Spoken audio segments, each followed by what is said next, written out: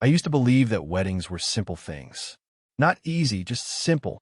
You meet the one, you fall in love, you propose, you plan, you walk down the aisle. And in that moment, in front of everyone who's ever mattered to you, you make the vow, forever. But what no one tells you is that forever can start with a lie. Or worse, a lie that isn't yours. My name is David. I'm 33, a mechanical engineer from Oregon, and until recently, I thought I was marrying into a good family. Complicated? Sure. Whose isn't? But good in the sense that they smiled at dinners, showed up to birthdays, and hugged you with the right amount of pressure to say you're one of us now. I met Emma 4 years ago.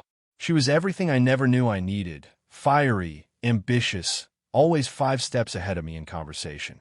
She had a soft laugh that made people turn around at coffee shops just to smile. And yet, there was always this cloud behind her eyes. I used to joke that her thoughts were too fast for the moment. She said I slowed her down in the right ways. That made me feel needed. Her mother, Diane, was a different story. Diane was the kind of woman who entered a room and sucked the air out of it. Perfect hair, perfect posture, and a stare that made you feel like you were 10 years old and had spilled juice on her carpet. She never liked me. From the first dinner I had with Emma's family, I could tell. Her father, Richard, was quiet, too quiet, and Diane filled every silence with a subtle dig or a question too invasive to be casual. Engineering, huh? Not much room for creativity in that field, is there? Do you ever get tired of fixing other people's designs? You must have grown up very differently than Emma. What do your parents do again? Emma always said her mother was particular, and I shouldn't take it personally. But you can only be stared through so many times before it becomes personal. Still, I loved Emma. I wanted to believe love could outlast the weight of her mother's disapproval. So I proposed. On a rainy Sunday morning, in our tiny kitchen, over pancakes we'd burned together. She said yes through tears. I didn't ask whether they were tears of joy or fear. I didn't want to know the difference. The wedding was held in a beautiful old vineyard near Portland. Small, rustic, all wooden beams and fairy lights. Emma picked it out, said it reminded her of books she read growing up. She wanted the ceremony to feel like a storybook. I wanted her to feel safe. And for one brief, shining moment, I believed we had both gotten what we wanted. Until Diane stood up. She waited until the vows were over. Until I'd looked into her daughter's eyes and promised a life of patience and loyalty and rebuilding after every storm. Then she rose. She was seated in the front row, just beside Richard, who looked like he might melt into the chair if she didn't return to it soon. Her hands clutched the edges of her purse like it was keeping her upright. And then, without even being prompted, she cleared her throat, stepped forward, and asked for the mic. The officiant looked stunned. Emma didn't blink. That's what I remember most. She didn't move, didn't whisper to her mom, didn't flinch. She just stared at the ground. I should have said something. I should have stopped it. But the thing about weddings is that once you're in the flow, you forget it's not a performance. That silence wasn't scripted. That moment wasn't planned. And yet it came. Diane's voice echoed across the lawn. I won't stay silent anymore, she began. Not when I know the man my daughter is marrying has lied. To her. To all of us. There was an audible gasp. Somewhere behind me, someone's wine glass cracked against the ground. I turned to Emma. She didn't meet my eyes. She just closed hers, slow and heavy, like she was bracing for a wave. I tried, Diane continued. I tried to let her make her own choices. But David, he's not who he says he is. She looked directly at me then. I could feel the judgment in her gaze, but it wasn't the usual quiet disdain. It was righteous, full of purpose. Do you want to tell them? She said. Or should I? I opened my mouth, but I didn't even know what I'd be defending myself against. Emma finally spoke. Mom, please not now. But that was all she said. No denial, no protest, just those 3 words, pleading, exhausted, like she'd been fighting this battle in private for far too long. That's when I realized this wasn't spontaneous. Diane had been holding this grenade for weeks, maybe months. And Emma knew. I stepped forward. What lie are you talking about? But Diane didn't answer me. She turned to the crowd instead. Asked him about February. Asked him why he disappeared for 3 days without telling Emma. Asked him what he was doing in Chicago, when he told her he was in Seattle for work. My heart dropped. The crowd shifted like one body. Whispers turned into murmurs. Emma looked like she wanted the earth to swallow her whole. She knew. That's why she hadn't looked at me all morning. That's why she'd been so quiet while we got dressed. Why she hesitated during the vows. I looked at her. You read the messages, didn't you? She nodded, barely perceptible. Her hands were shaking. I opened my mouth. I was going to explain. I needed to explain. Because yes, I had lied about where I went. But not for the reason they thought. And certainly not because I had cheated. But before I could speak, the officiant stepped in. Maybe we should pause the ceremony. No, Emma said quietly. Then louder, no. She turned to me, voice thin, almost robotic. Let her talk. And so Diane did. She spun a tale in front of everyone. Of my alleged secret life. Of a woman in Chicago I was supposedly seeing, of hotel bookings, credit card statements, even a screenshot Emma had found weeks ago, but never showed me. And all I could do was stand there, sweating in my suit, with 100 eyes drilling into my back and my fiancé looking like a stranger. I didn't cheat, but that didn't matter. Not right now. Not when the only person who could defend me had already lost faith. When Diane finally handed the mic back, the silence that followed felt like a funeral. And then Emma turned to me. Her voice didn't waver. Tell me everything, David. Now, or we're done. And that's when I realized I had secrets too, not like Diane claimed, but secrets all the same. And if I told her the truth, it would change everything. The vineyard was silent, but the weight of every eye pressed down on my chest. I didn't look at the guests. I didn't look at Emma's father, who had buried his face in his hands. I looked only at her. Her eyes didn't beg for reassurance. They begged for something colder, proof. Proof that the man she was about to marry wasn't just another person who made her feel like love came with terms and conditions. Tell me everything, she said again, quieter this time, like her voice had broken on the edge of something sharp. And I realized then I couldn't run anymore. The lie about Chicago started months ago. It wasn't a spontaneous act. It was a decision rooted in fear, pride, and a desperate attempt to fix something I never had the courage to admit was broken. I swallowed hard and took the mic from the officiant. My voice shook, but it came out. I didn't go to Seattle that weekend. That's true. I was in Chicago, but it wasn't for the reason you think. Emma blinked once. No nod, no tilt of her head. Just waiting. I looked around at the crowd, then back at her. It was for my brother. She blinked again. Mark, I said. He relapsed. I heard the shift in the crowd. Small, subtle. Most of them didn't know I even had a brother. That was intentional. Emma, I said, I've never told you much about him, and that's on me. He's 4 years older than me. Used to be brilliant. Got into med school early. But he's also spent the better part of the last decade falling in and out of addiction. Rehab. Jail. Rehab again. And that weekend, he called me. He said he was going to jump off a parking structure in downtown Chicago. The silence in the crowd was different now. Heavy in a new way. I flew out without telling you, I continued, because I didn't want you to think I was dragging that chaos into our life. Into our future. I looked her in the eyes again. I didn't cheat. I lied, yes. But it wasn't about another woman. It was about protecting you from a part of me I thought would scare you away. Emma didn't speak. I could see it in her, the wheels turning. Hurt colliding with confusion. Diane, of course, wasn't done. She stepped forward again. That's a very convenient story, David. Why hide it from your fiancé if it was so noble? I turned to her. Because you would have turned it into poison. Just like you are now.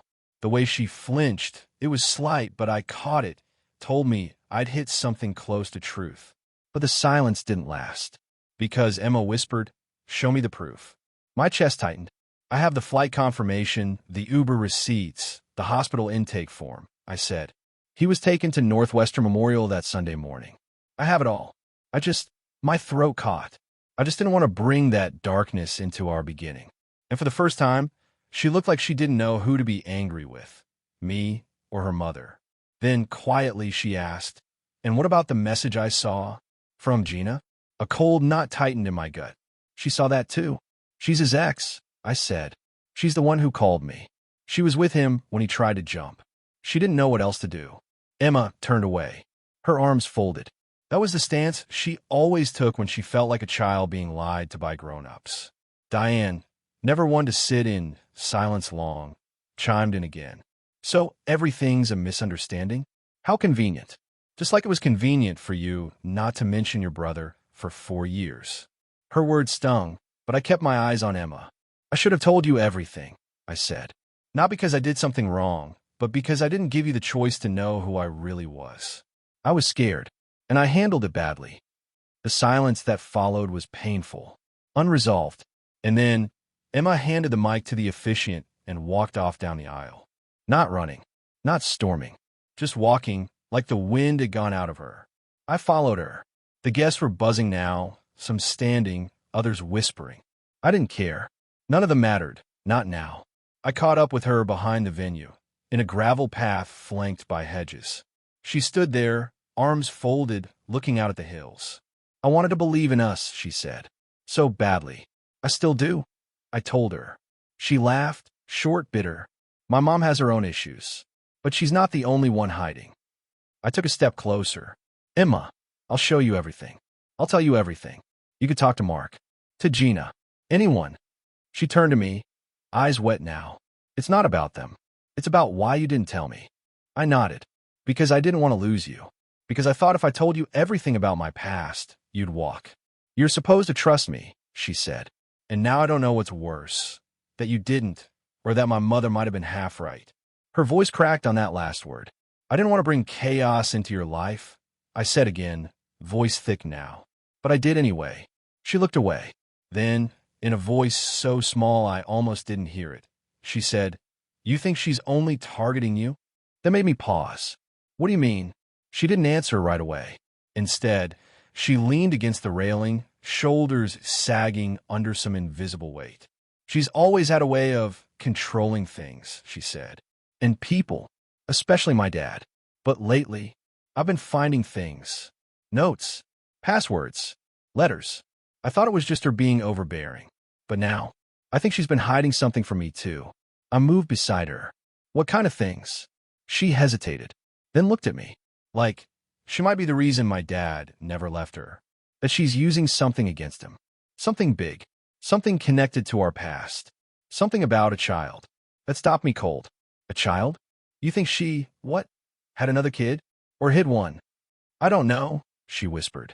But if we dig, I think we might find out. I stared at her, heartbeat loud in my ears. The story was no longer just about us. It was about a family secret buried so deep, even Emma didn't know what it was yet. But I was about to find out. The reception never happened. There was no first dance, no champagne toast, no bouquet toss. People left in murmurs, awkwardly gripping their coats, whispering theories and regrets. Some didn't say goodbye. Some pretended they hadn't seen a thing. The florist packed the arrangements without eye contact. The DJ never even unpacked his gear. And us? We sat in my car behind the venue for what felt like hours, the wedding cake melting alone in the barn. Emma's voice was flat as she scrolled through her phone. My mother always made me feel like I owed her my whole life. And I gave her everything. Loyalty. Silence. I ignored so many little gut feelings because she always had an explanation that made me feel guilty for questioning her. I didn't interrupt. I just listened. She finally looked up from her screen. 3 weeks ago, I found a box in her closet. I was at the house, helping her sort some things after her surgery. She'd asked me to bring her some old photos, and while looking, I found it. Her hand trembled slightly as she spoke, but she didn't cry. It was hidden behind stacks of tax folders. In that box, I found a sonogram photo and a birth certificate, dated almost 2 years before I was born. I froze. She looked at me. Her name was on it, Diane Anderson, as the mother, but the father's name was blank. Do you think your dad knows? I asked. Emma shook her head. I don't think he knew until recently. That's the thing. He's been distant with her for months. More than usual, but he hasn't said a word. He never talks back to her, never raises his voice. And now I think I understand why. I waited. I think she's blackmailing him. I don't know how, I don't know what with, but I know that look in his eyes. It's the same one I've had when I've been stuck in something too long and can't breathe. Her voice cracked slightly, but she straightened it out fast. I confronted her, she said, about the certificate. She said it was from a cousin's baby that died, and she just never threw it away. But why keep it with the sonogram? Why lie about something like that? And the name of the baby? I asked. She bit her lip. That's the thing. The name was crossed out, but not completely. You could still make out the first two letters. Ma, that hit something inside me I didn't expect. My brother's name is Mark, I said slowly. Her head jerked toward me. What? She whispered. I nodded. Mark David Rowan, born in California, before we moved to Oregon, and he's 2 years older than you. We sat in silence. The puzzle pieces started shifting in our minds at the same time. No, she muttered. That can't. It doesn't mean what we're thinking, I said quickly. It might be a coincidence. She shook her head. You said your brother was raised by your father, right? But I've never seen a picture of your mom. I don't have one, I admitted. She left when I was little. Never came back. Dad said she wasn't ready for family life. That she left both of us, and he didn't want to talk about it. Emma stared out the windshield, her jaw clenched. Her next words were a whisper. What if she didn't leave both of you? What if she was forced to leave? I didn't breathe. Emma pulled up the photo she'd taken of the birth certificate. Even though it was blurry, the parts that weren't redacted were now screaming at me. Mother's name, Diane Elizabeth Anderson. Hospital, St. Joseph's Medical Center, Burbank, California. Baby's sex, male. I felt a cold sweat building behind my neck. Diane used to live in California before they moved to Oregon, Emma whispered. She used to talk about it like it was a bad memory. She told me once that she left to start over after a painful loss.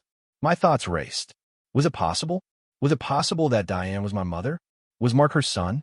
No, that couldn't be right. That would make Emma and me. My stomach flipped. No, I said firmly. My dad, he would have told me. He had no connection to her. He never. But what if he didn't know? Emma interrupted.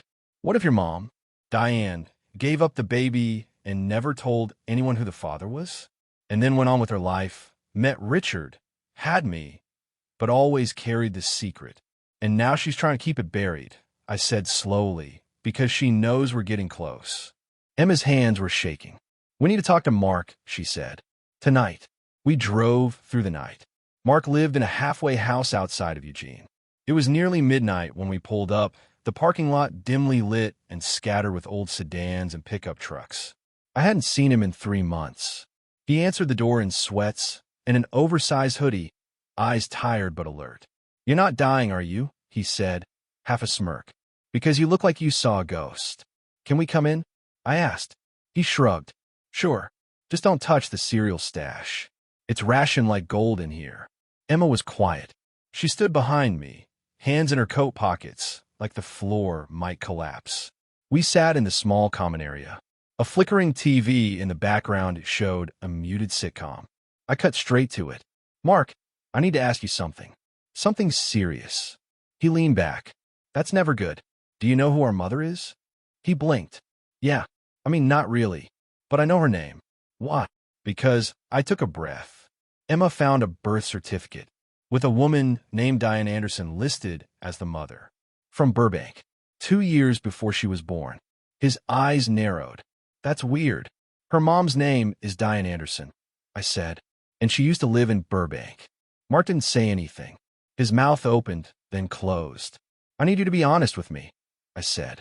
Did Dad ever tell you anything about her? Anything specific? Mark looked at us both. He always said she was complicated, controlling, dangerous in subtle ways.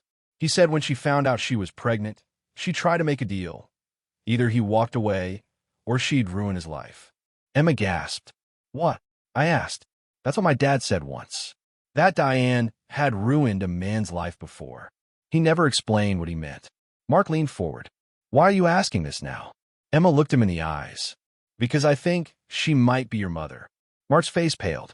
No way. That's insane. Emma pulled up the photo of the certificate. Mark stared at it. This is real. I nodded. Mark stood, paced, then rubbed his head. Holy hell, he whispered. If this is true, then she's been pretending not to know me my entire life. Because she's terrified of what the truth would do, I said. Especially if we're all connected. Emma was quiet, then said softly, It would also explain why she's been trying to destroy our wedding.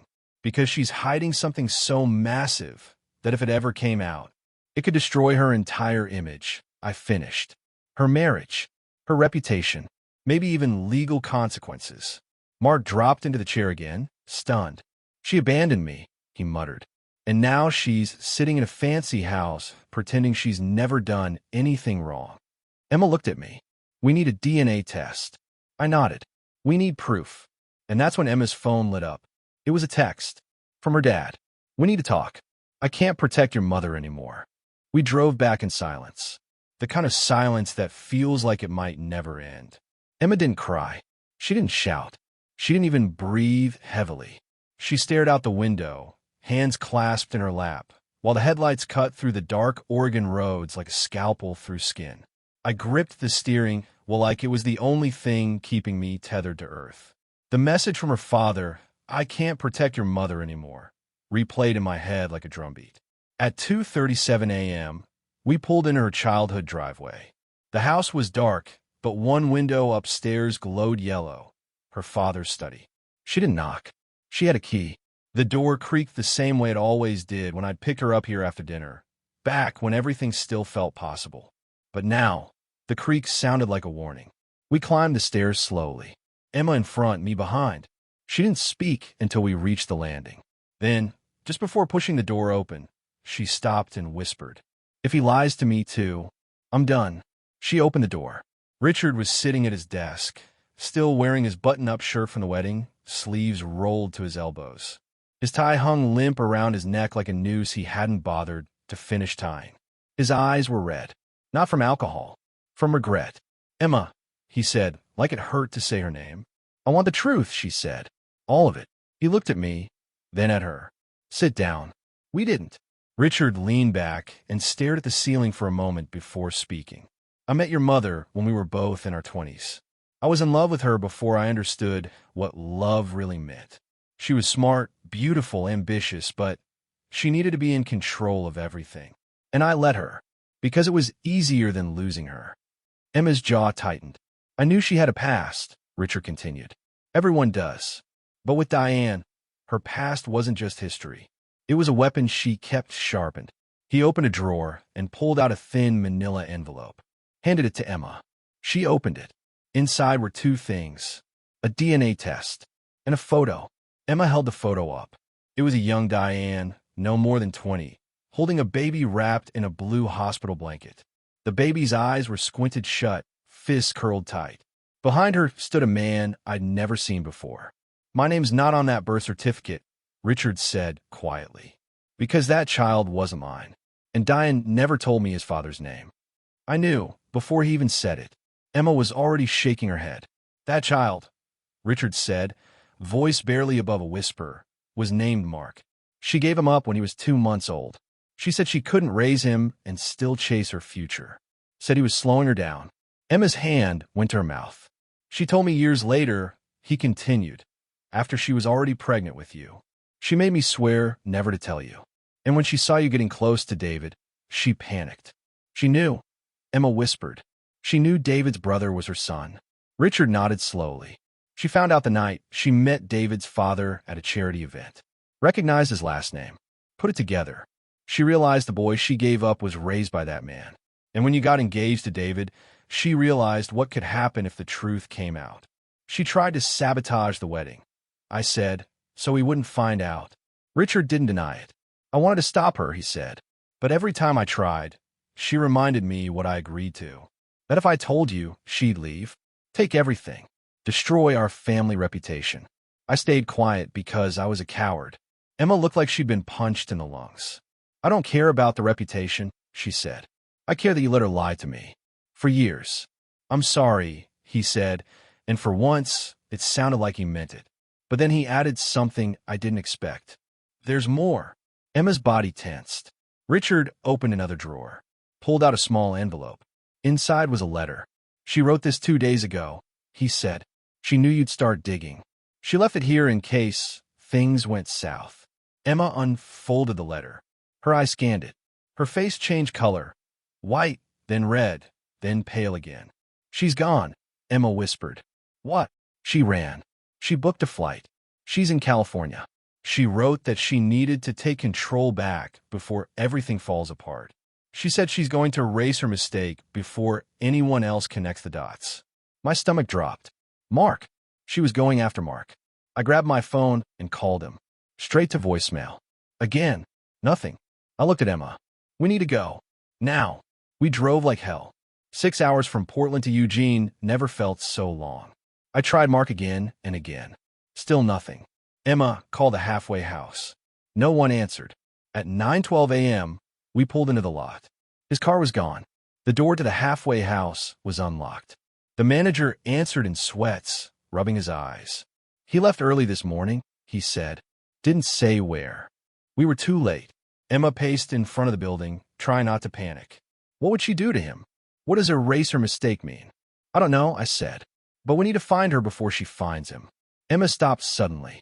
She used to take us to a cabin in Mendocino, Northern California, a friend's place. Said it was her sanctuary when life got too loud. You think she'd go there? She might.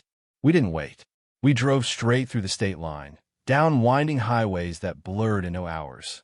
And then, just past noon, we found it. A small cabin, nestled among redwoods, hidden behind a rusted gate. No car in the drive, but inside the lights were on. We stepped up at the door. I knocked. No answer. I turned the knob. Unlocked. We walked in slowly. The air was thick with dust and something else, something sharper. Tension, like the walls had heard everything. Hello. Emma called out, and then we heard it. From the back room. A voice. Emma. Mark. We ran down the hall. Found him sitting on an old couch, rubbing the back of his head. A thin cut bled down his temple. He looked dizzy, confused.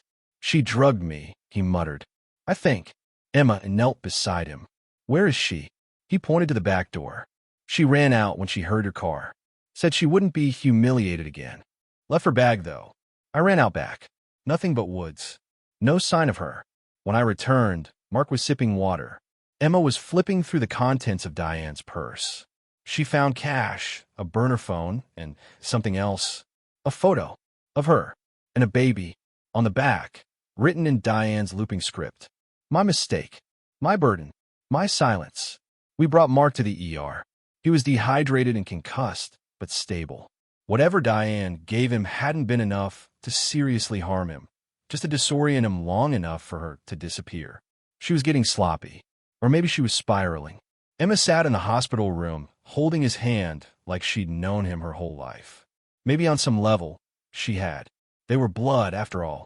I stood outside the glass door, watching her, watching him, and I thought about how this all began. Our wedding, the accusations, the moment I took that mic in front of our families to defend myself. That was supposed to be the big moment. But now, it felt like a trailer to the feature. Because this wasn't about me anymore. This was about a woman so desperate to preserve the lie that she nearly erased her own son to do it. But we had proof now, DNA test results, the birth certificate, Richard's testimony, the letter Diane left behind, even the phone she abandoned in her bag. Emma had already started digging through its texts. And what she found, it was worse than we thought. Diane wasn't just hiding a child. She'd orchestrated an entire narrative to protect herself. Messages to friends and family suggesting David, me, was unstable. That Emma was emotionally vulnerable. That outsiders were infecting their bloodline. Her words, she was planning to destroy us both. But she underestimated one thing. Emma was done being controlled. It was Emma's idea to hold the family meeting. Not just the immediate family, but the entire network.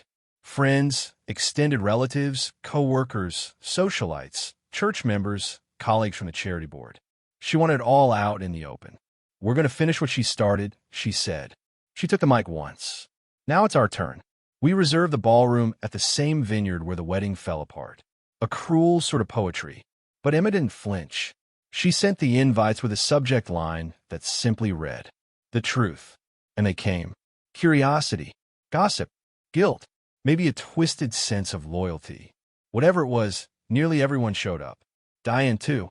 She walked in like she hadn't disappeared for 2 days. Hair freshly done, pearls around her neck, wearing a lavender blazer like it was any Sunday brunch. She looked directly at me as she passed. No fear. Just that same smug calm. Emma stood beside me.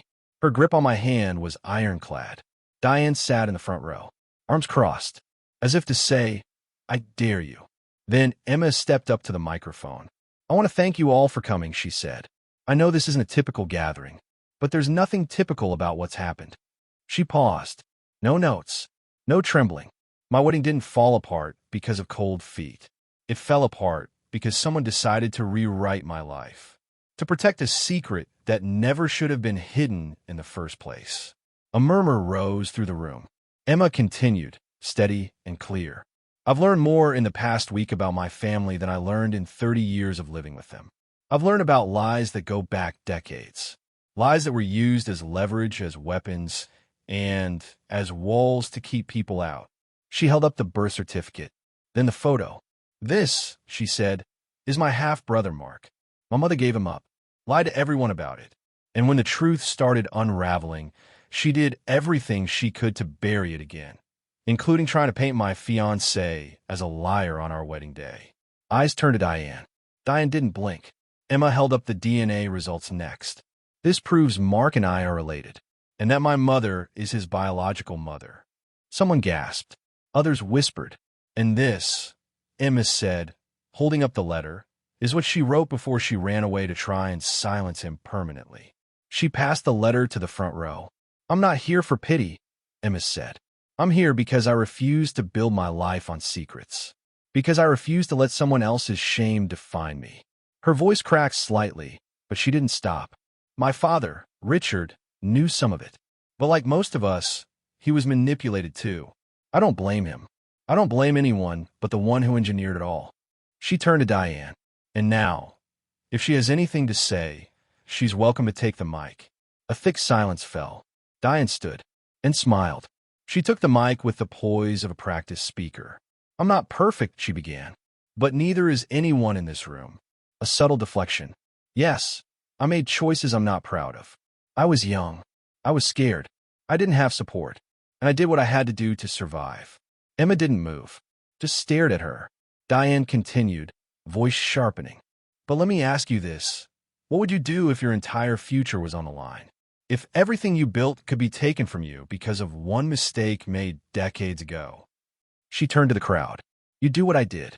You'd protect it. Gasps. Some heads nodding. Some shaking. She went on. I gave up a child because I wasn't ready. I never forgot him. But I moved forward. I raised a daughter. I built a family. I supported a husband who never defended me. And now I'm being crucified for protecting what I worked so hard to build. Emma spoke, loud and clear. No, Mom. You're being held accountable. For once in your life. Diane laughed, cold, brittle. I suppose the age of victimhood is in vogue. I stepped forward, took the mic. You didn't protect your family, Diane.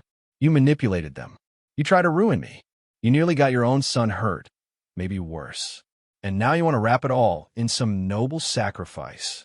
Her smile faltered. I pointed to the screen behind us. Emma flipped through photos, baby Mark, the certificate, the DNA results, the messages from her burner phone. Undeniable.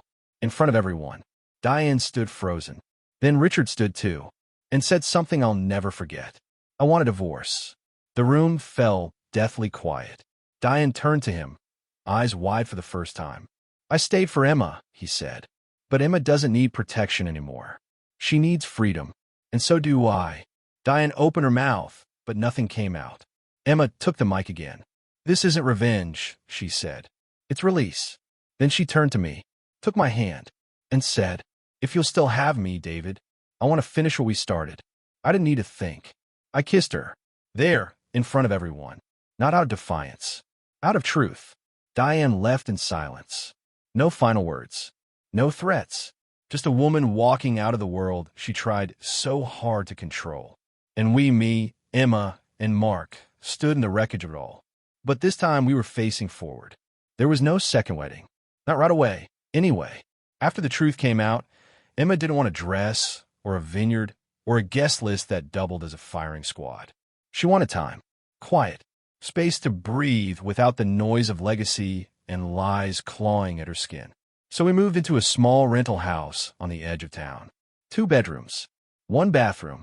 A rusted mailbox that squealed when you opened it. And no one knew our address but Mark. It wasn't glamorous. It wasn't what she'd grown up with. But for the first time, Emma was free. We lived simply. Coffee at sunrise, books in bed, long walks that turned into aimless drives. We worked, talked, laughed sometimes, fell apart other times. Therapy twice a week. Counseling together and apart. Slowly stitching ourselves into something we could call whole again. Diane didn't call. Not once. Richard filed for divorce 3 weeks after the meeting. It was clean, fast. Emotionally, he'd already left years ago. Legally, he was just catching up. He moved into a small apartment near the lake, started learning woodworking. Said it helped quiet the noise. Emma visited him often, not because she forgave him instantly, but because he finally stopped hiding. Mark was complicated. He struggled with the knowledge. One moment, he was proud to finally know who he was. The next, he was drowning in the grief of what had been taken from him. We talk a lot, him and me. Brothers, officially now, though it always felt that way. He started attending meetings again, got a job at a garage, moved out of the halfway house into a tiny studio apartment, got a dog named Clara, the kind of dog that always looks like she's apologizing for existing. Perfect match for him. And slowly, the shadows receded. 9 months after the day Diane tried to destroy us, Emma woke me at 6:04 a.m. She was standing by the window, hair messy, arms crossed, looking out at the frost-covered lawn. "I don't want a wedding," she said. I sat up groggy. "Okay." She turned to me. "I want a marriage." I blinked. "Are you proposing?" "Technically," she said. "I already did. I just got interrupted by generational trauma and emotional arson." I laughed. The first real one in days.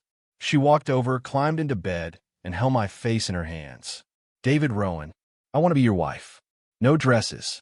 No vineyards. Just us. And whoever we choose to let in." I nodded. "Then let's get married." We did. 3 days later. In a courthouse. Just us, the judge, Mark and Richard. No flowers. No Mike. But this time, the vows meant everything. Emma never saw her mother again. There were letters. One from a lawyer. An offer to privately resolve any remaining tensions, followed by a request to sign an NDA in exchange for a trust fund. Emma sent it back, shredded. The second was handwritten, apologetic in Diane's way, dramatic, carefully phrased to seem remorseful without admitting fault. Emma didn't respond. "Forgiveness," she told me once, "isn't always about them. Sometimes it's about letting go of the version of yourself that believed it was your fault." A year later, we were sitting on our porch, watching Clara dig yet another hole in the yard, when Emma handed me a folded piece of paper. It was a sonogram. I stared at it, breath caught. She bit her lip. "I know it's fast. I know we're still healing." I shook my head. "I don't care. I'm ready." She smiled, tired but real. "So am I." We didn't name her Diane. We named her Hope, because sometimes the only way forward is through the truth. I think back to that moment at the wedding. Diane, standing with a mic, trying to bury me in shame. I think about how close she came to pulling it off. How easily a family can be fractured when the roots are built on silence. But we didn't let it happen. We dug. We bled. We burned down the facade. And in the ashes, we found each other. The end.